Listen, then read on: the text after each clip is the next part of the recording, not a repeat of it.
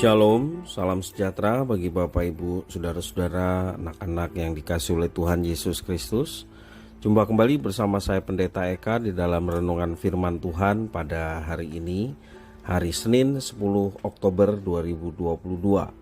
Sukacita dan damai sejahtera dari Tuhan Yesus kiranya menyertai hidup kita sekalian. Puji nama Tuhan. Sampai pada pembacaan firman Tuhan hari ini, yakni kitab Yesaya pasal 38. Kiranya firman Tuhan yang kita baca boleh memberkati hidup kita. Puji nama Tuhan. Mari sebelum kita akan merenungkan bagian firman Tuhan hari ini, kita akan berdoa. Tuhan Allah Bapa di surga, di dalam nama Tuhan Yesus, kami datang kepadamu mengucapkan syukur terima kasih untuk kasih setia Tuhan yang nyata dalam hidup kami. Juga kami bersama-sama ingin belajar firman Tuhan. Biarlah firman Tuhan itu menerangi jalan hidup kami. Mampukan kami Tuhan untuk dapat memahami apa yang Kau maksudkan. Juga Tuhan menolong kami untuk kami dapat menggenapi firman Tuhan dalam hidup kami. Terima kasih Bapa, inilah diri kami sedia untuk belajar firman Tuhan. Demi nama Tuhan Yesus kami berdoa. Haleluya. Amin. Saya akan membacakan Yesaya pasal 38 ayat 1 sampai 22. Demikian firman Tuhan. Pada hari-hari itu Hizkia jatuh sakit dan hampir mati. Lalu datanglah Nabi Yesaya bin Amos dan berkata kepadanya, "Beginilah firman Tuhan, sampaikanlah pesan terakhir kepada keluargamu, sebab engkau akan mati, tidak akan sembuh lagi." Lalu Hizkia memalingkan mukanya ke arah dinding dan ia berdoa kepada Tuhan. Ia berkata, "Ah Tuhan, ingatlah kiranya bahwa aku telah hidup di hadapan-Mu dengan setia dan dengan tulus hati, dan bahwa aku telah melakukan apa yang baik di mata-Mu."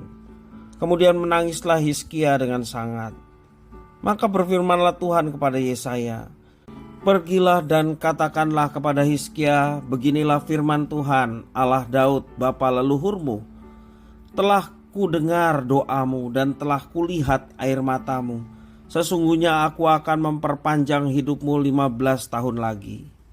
Dan aku akan melepaskan engkau dan kota ini dari tangan Raja Asyur, dan aku akan memagari kota ini.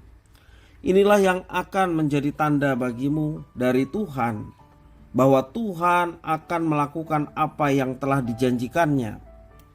Sesungguhnya bayang-bayang pada penunjuk matahari buatan Ahaz akan kubuat mundur ke belakang 10 tapak yang telah dijalaninya. Maka pada penunjuk matahari itu, matahari pun mundurlah ke belakang 10 tapak dari jarak yang telah dijalaninya. Karangan Hizkia, Raja Yehuda, sesudah ia sakit dan sembuh dari penyakitnya. Aku ini berkata, dalam pertengahan umurku aku harus pergi. Ke pintu gerbang dunia orang mati aku dipanggil untuk selebihnya dari hidupku. Aku berkata, aku tidak akan melihat Tuhan lagi di negeri orang-orang yang hidup. Aku tidak akan melihat seorang pun lagi di antara penduduk dunia. Pondok kediamanku dibongkar dan dibuka seperti kemah gembala. Seperti tukang tenun menggulung tenunannya. Aku mengakhiri hidupku. Tuhan memutus nyawaku dari benang hidup. Dari siang sampai malam engkau membiarkan aku begitu saja.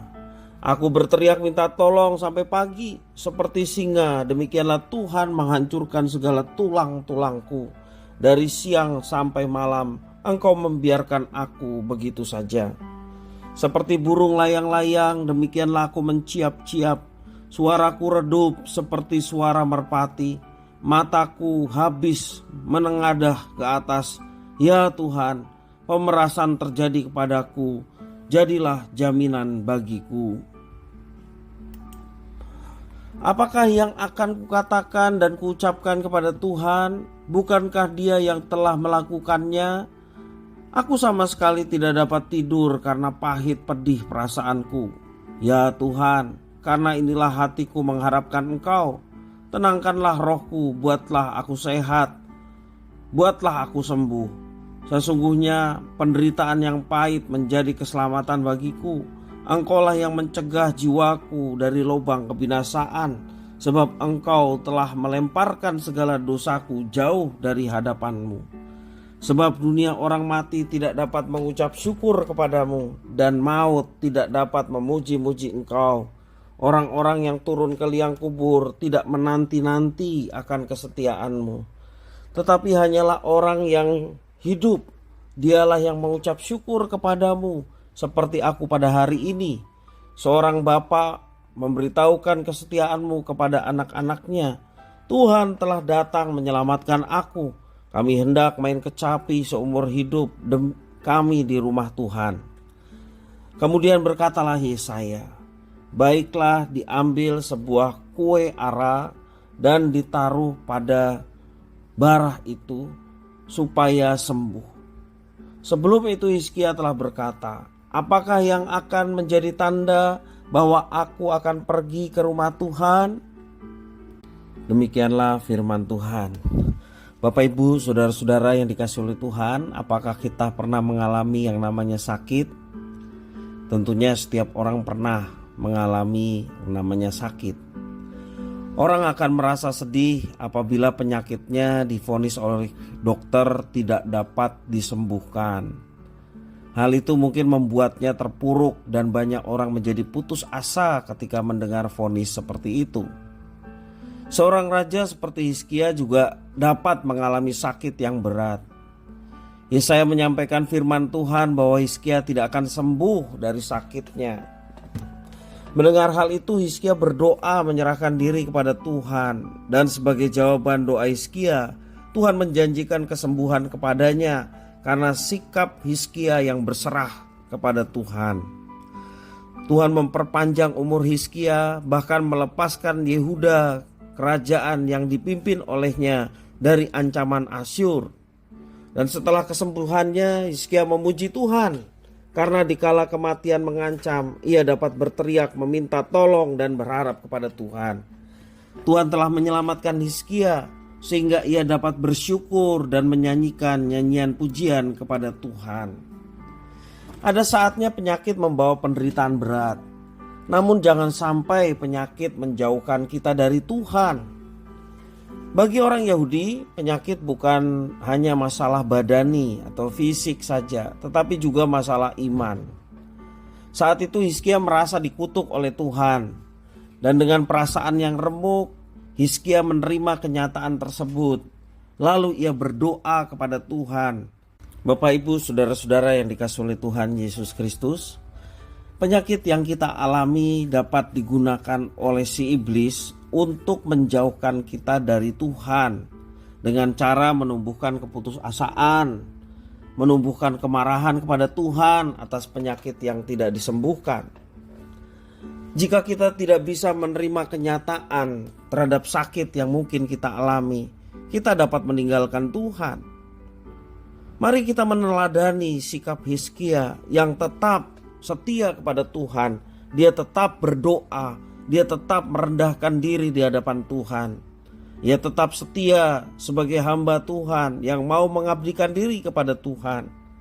Dan Hizkia memahami bahwa kesembuhan akan datang sesuai dengan kehendak Tuhan. Ia tetap memuji keagungannya pada waktu ia sakit, bahkan sakit berat sekalipun. Bapak Ibu, saudara-saudara yang dikasihi oleh Tuhan Yesus Kristus, bersyukurlah bahwa Tuhan Allah kita adalah Tuhan Allah yang Maha Penyembuh. Haleluya. Jika ada penyakit yang memberatkan, Ia adalah sumber kekuatan bagi kita. Jangan biarkan penyakit, bahkan penyakit yang berat, membuat kita melupakan kasih setia Tuhan yang nyata dan kita alami. Tetaplah berharap kepadanya, tetaplah berdoa, bahkan memohon kesembuhan kepadanya.